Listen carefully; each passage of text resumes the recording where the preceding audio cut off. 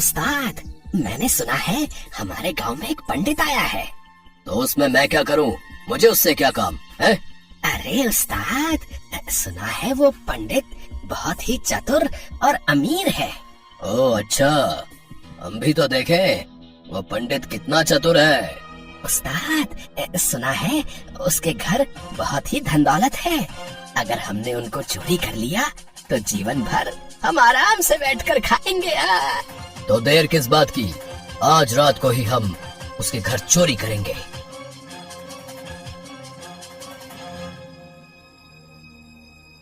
सुन मुन्ना, कोई गड़बड़ नहीं होनी चाहिए। पिछली बार हम बाल बाल बचे थे। ठीक है उस्ताद, इस बार कोई गलती नहीं होगी है। फिर वो दोनों पंडित के कमरे में घुस जाते हैं। कहाँ छुपा कर रखे हैं इसने पैसे? मुन्ना, तू यही पंडित के कमरे में ढूंढ, मैं वहाँ जाकर देखता हूँ। और अगर कोई गड़बड़ हुई तो मैं तुझे सूली पर लटका दूंगा, समझा? फिर वो दोनों इधर उधर पैसों को ढूंढने लगते हैं कि तभी मुन्ना के हाथ से एक मिट्टी का बर्तन गिर जाता है और पंडित श्रीधर की नींद खुल जाती है। कौन है? कौन हो तुम? और अंदर कैसे आए? सत्यानाश हो इसका, जिसका डर था वही हुआ। बचाओ बचाओ, अरे मुझे इन चोरों से कोई तो बचाओ। ज्यादा शोर मत कर पंडित, नहीं तो इस बंदूक से तेरा भेजा उड़ा दूंगा। कौन हो तुम और तुम मुझे मारना क्यों चाहते हो? सुना है तेरे घर में बहुत ही धन दौलत है। अब चुपचाप वो सारे पैसे मुझे दे दे, नहीं तो अंजाम बहुत बुरा होगा, समझा? लेकिन मैंने तो वो सारे पैसे जंगल में एक पेड़ के नीचे गाड़ दिए हैं। क्या? लेकिन क्यों? इसलिए ताकि उन पैसों को घर से कोई चुरा ना ले। ओह अच्छा, तो तू खुद को बहुत ही शातिर समझता है। चल अब जल्दी से ये बता कि वो पैसे तूने किस पेड़ के नीचे गाड़ के रखे? मैं नहीं बताऊंगा उस पेड़ के बारे में, तुम्हें जो करना है वो करो। लगता है तू ऐसे नहीं मानेगा। ठीक है, तो अब मुझे तुझे मारना होगा। रुको रुको, मैं सब बताता हूँ। मैंने वो पैसे जंगल में एक बड़े से बरगद के पेड़ के नीचे गाड़ दिए हैं। खबरदार, अगर मेरे पीछे आने की कोशिश की तो चल मुन्ना, अब हम वो सारे पैसे निकाल लेंगे।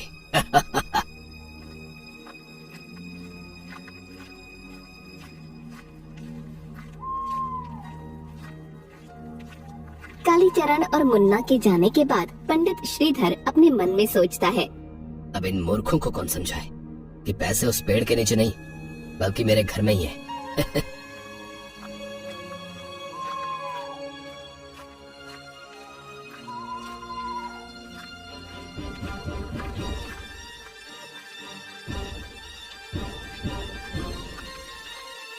सबसे पहले हमें उस बरगद के पेड़ को ढूंढना होगा।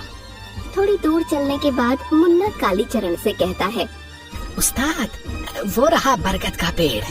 तो उस पंडित ने इस पेड़ के नीचे पैसे छुपाए हैं। चल मुन्ना, अब जल्दी से खुदाई करना चालू कर।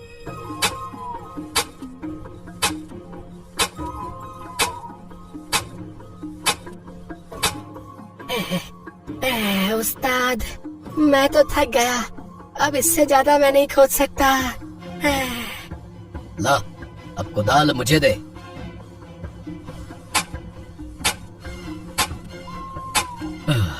अरे बाप रे बाप, इस पंडित ने कितने नीचे पैसे गाड़ कर रखे हैं। मेरी तो खोदने में जान ही निकल गई। उस्ताद, अब तो पेड़ की जड़ भी दिखने लगी। लगता है उस पंडित ने हमको उल्लू बना दिया। तू ठीक कहता है मुन्ना, लेकिन मैं उस पंडित को छोड़ूंगा नहीं।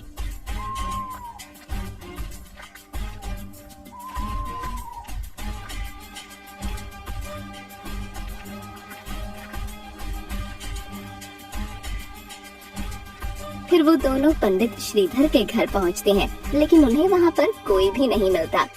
अबे ओए पंडित, कहाँ मर गया? बाहर निकल। काफी देर आवाज लगाने के बाद उन्हें कोई जवाब नहीं मिलता है और तभी मुन्ना कालीचरण से कहता है, लगता है उस्ताद वो इस गांव को छोड़कर भाग गया। अच्छा है वो यहाँ से भाग गया, नहीं तो मैं उसको गांव में रहने लायक नहीं छोड़ता। अगले दिन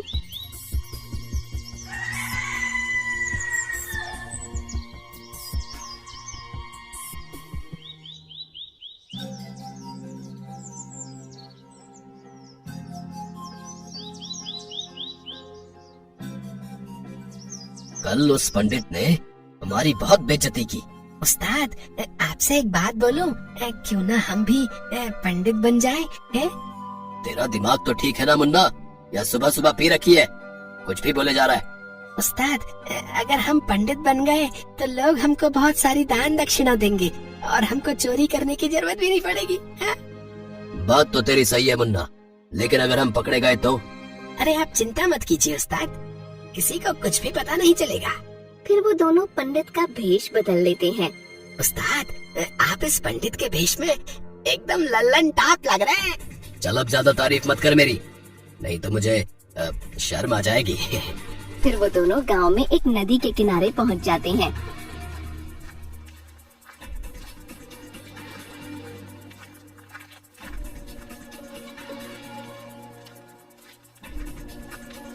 उस्ताद, आज से आपका नाम काली चरण नहीं, काली दास है, और मेरा नाम मुन्ना नहीं, शिव चरण है।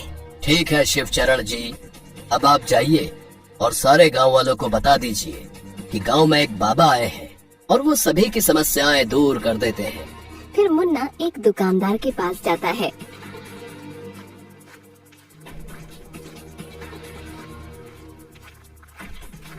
अरे प्रणाम गुरुजी। बच्चा, लगता है तू बहुत परेशान है। क्या कोई परेशानी है तुझे?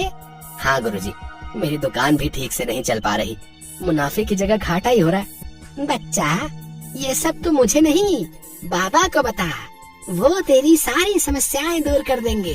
पास ही एक नदी के किनारे एक बाबा आए हैं, उनको अपनी समस्याएं बता, वो अवश्य तुझे समाधान देंगे। और हाँ, दान दक्षिणा देना मत भूलना। ठीक है गुरुजी, मैं अभी उन बाबा के पास जाता हूँ। ऐसे ही मुन्ना पूरे गांव में ये खबर फैला देता है कि गांव में एक बाबा आए हैं जो सभी समस्याओं को दूर कर देते हैं। प्रणाम बाबा जी, आंखें खोलिए, आपका भक्त आया है। बच्चा, क्या समस्या है तेरी? बाबा जी, मेरी पत्नी मुझसे हमेशा झगड़ा करती रहती है और मेरी दुकान भी ठीक से नहीं चल रही है। मैं बहुत परेशान हूँ बाबा जी, कुछ करिए बाबा जी, कुछ करिए। बच्चा, ये ताबीज तेरे गले में बांध ले, कुछ दिनों में ही तेरी सारी समस्याएं खत्म हो जाएंगी। बाबा जी की जय हो, बाबा जी की जय हो। फिर वो आदमी कुछ दान दक्षिणा देकर वहाँ से चला जाता है।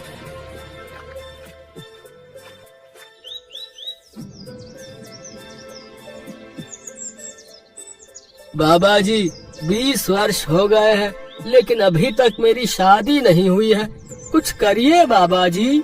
ये बोझ भी किस इंसान से रहा है जिसकी खुद आज तक शादी नहीं हुई है। बच्चा, तेरा हाथ आगे ला, मैं तेरे हाथों की लकीर देखकर बताता हूँ कि तेरे भाग्य में लड़की है कि नहीं। फिर बाबा जी उस व्यक्ति का हाथ देखकर उस व्यक्ति से बोलते हैं, बच्चा, तू बहुत आगे जाएगा और तेरा जल्द ही एक सुंदर कन्या से विवाह होगा। तथास्तु। बाबा जी, आप धन्य हो, आप धन्य हो बाबा जी। फिर वो व्यक्ति बाबा को कुछ